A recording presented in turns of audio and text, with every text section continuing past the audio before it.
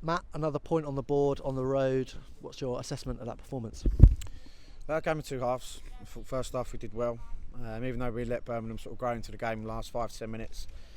The first half, we've got to give them credit in the second half. They put us under pressure and frustrated we've conceded from a set play.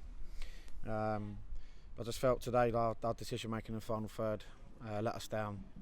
But look, listen, I'd much rather have points on board than games in hand right now, especially as we're getting into the business end of the season. So it takes us above Aston Villa now, we take the positives of some of our play today and some of the good things that happened, and we take it into the next one.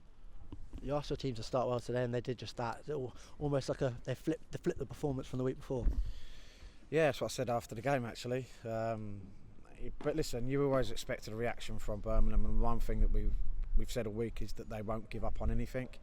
And as I say, Ebbs went through and unluckily narrowly missed at the far post, which makes it 2-0. Then they got the other end and score, and Molly could have squared Charlie. Charlie's got probably an open goal to slot the ball into him, and they're the little things that that we're talking about. But I felt everyone's put in a good shift today. And as I said, it's not a disaster that we haven't won the game. It's important that we continue to pick points up, and it's an important point going forward.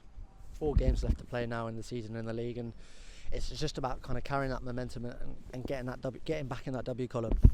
Yeah, definitely. I think the most important thing, if you look at how the weekend's gone, Aston Villa have been beaten today. Obviously, us and Birmingham have drawn, which probably does Aston Villa and West Ham a favour. But no, listen. As I said, look, when I come in, we were sitting there on 2 points. We're now sitting there on 11 points.